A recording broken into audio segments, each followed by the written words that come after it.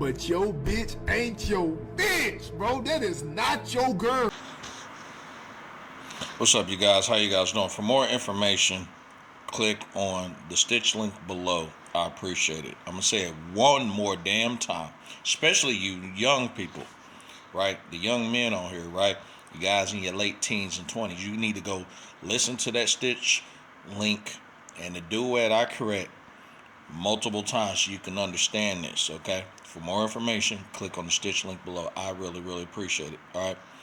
And I want to give a shout out to those young men who made that video. You know, it was a short video, but it told you everything. It told you everything you needed to know as a man. So when you get involved with any female on this planet, right, you will know that the women will always,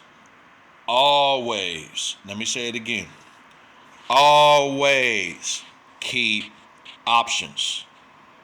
Backup plans. Yes, I don't listen. I don't care if any women get on here and say, I'm different. I'm not like that.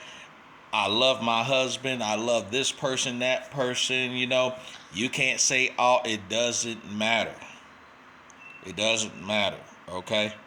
What did I tell you multiple times? What did Coach Red Pill tell you multiple times? Okay. All right. We are mammals. Okay. We are animals. This is our biological imperative to survive. It is their biological imperative, a woman's biological imperative, to always seek the best, right? Future, right? And current mate for her survival. That's just how this shit is, man. It's in her nature to seek the best, suitable, and future mate for her survival. You understand? It's just what it is, okay?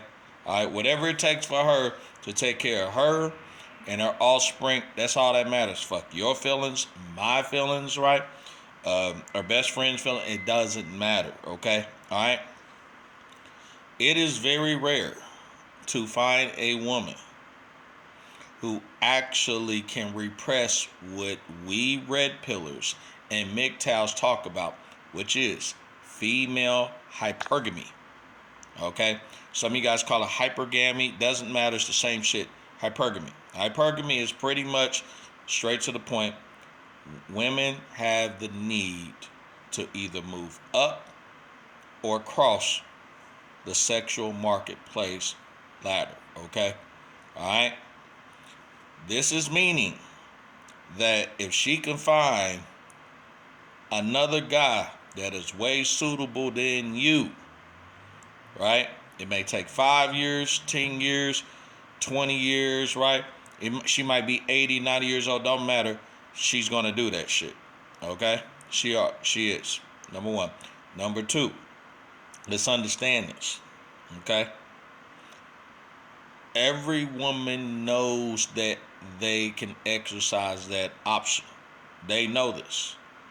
But the key thing is to find a woman, which is extremely rare, that can actually repress her natural female hypergamistic nature to actually damage, destroy her current relationship or dating situation to find something better, which we always call in the red pill community the BBD, the bigger, better deal. Bigger, better dick. Okay? Just what it is though, right? You know, the BBD. Whatever it takes, okay? And you gotta remember, this thing is not always about sexual. It's not always about money, right? It's all about what's going to fulfill her needs for the moment. I had to learn this from a California pimp. I'm from Kansas City, okay? And I had to learn that we here in the city, we don't know this. We pimp here, but we ain't got shit on California, man. They do this shit for real. They do this shit in real life, okay? For real. And one thing, California pimp, man, who actually told me some powerful shit. But one thing he told me this. He said that I want to tell you something, man. I said, what? I can get you in this game if you want to, man. I can make you $300,000 a month. I said, God damn, you could do that? He said, yeah. But your mind had to be reconditioned for this shit. It has to be fucking reconditioned. All right? This is what he said.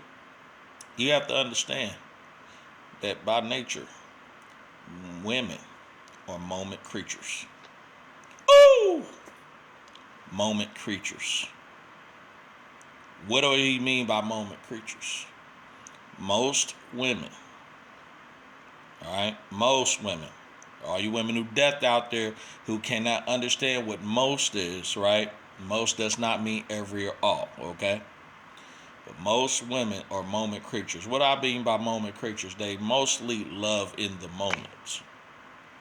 They like you in that period of time. They satisfy you in the period of time. Most of them are moment creatures. They're not forever creatures like a man. Man he love for a long ass damn time, and that's it. And we love fucking seriously. Man actually care about you, and he care about you seriously. But that woman, a lot of them, man, are very, very capricious. Look at what the term capricious is. A capricious woman, man, she doesn't stick things out for the long term. She doesn't, okay? Let me make this clear. Are there exceptions to the rule? Yeah, but a lot of them, they don't. If you don't believe me, look at the fucking college student loan debt. The average woman, right, when they start a degree, they usually have switched their degrees in their career fields sometimes 2 and 3 times and wonder why they got all this goddamn student loan debt. You know why? Because what? Female hypergamy. Maybe I can do this. Maybe I can do that. Some of them will go back to the original thing and then go back to something else. And then while all this student loan debt is piled up, and now when they get out of school and they got this fabulous degree, guess what? Damn near 50 to 75% of their paycheck is gone to those goddamn student loans, right? Because what? The BBD. They were seeking for the bigger, better deal. I can't make this shit up. For real. You think Uncle Sam ain't gonna garnish that check? Of course they will, especially if there's several thousands in the hole. If you roughly under $10,000 or whatever, man, Uncle Sam ain't really sweating it or whatever, right? But when you got like hundreds of thousands and shit like that, yeah, I met teachers, hundreds of thousands of dollars. You know what? They kept switching degrees, getting to different fields and shit like that, and they just stacked up all this debt, and they don't really have shit to show for that shit. Yeah, I know a teacher right now that's in St. Louis. Remember, I'm in Kansas City, Missouri. In St. Louis, that set up her $120,000 in student loan debt, and she's having to do both Uber Eats and fucking goddamn DoorDash and work as a teacher part-time, not even full-time, right? And she's not even putting a dep in all that goddamn debt. You understand? Not even a dent. Just fucking crazy. You understand? So it just lets you know that hypergamy is real. And let me throw this out there. In my opinion, and I had to learn this the hard way, looking at my own mother, one man can never satisfy a woman. No. If you serve, you married, you with your woman, and let's say you're not an auto mechanic, and she needs to get that car fixed, do you think she's going to contact you? Fuck no, because you don't know how to fix cars, sir. You may specialize in other areas, but she's going to contact that male mechanic, right? To cut the grass, right? Clean the gutters out, do the plumbing, whatever. You don't specialize in none of that shit, she's going to contact another guy. One guy doesn't always satisfy a woman. I hate to say it. It doesn't matter. I don't give a fuck about her saying she love you, whatever. Remember, I always tell you, a woman needs to respect you more than she love you. And you also have to remember this too. As long as she's respect you more than she love you, there's a high probability she's not going to cheat on you, fuck you over, keep backup plans. But it's true, like those young guys said, a woman typically always keep multiple backup plans, multiple options, and she'll go to the grave before she even tell you that shit. Don't believe me? Think about a lot of the females you've been with. Think about your mothers. Think about your aunties. This is real shit. So anyways, you guys, there are the exceptions to the rule. So, hey, think about it. I'll let you later. Peace out.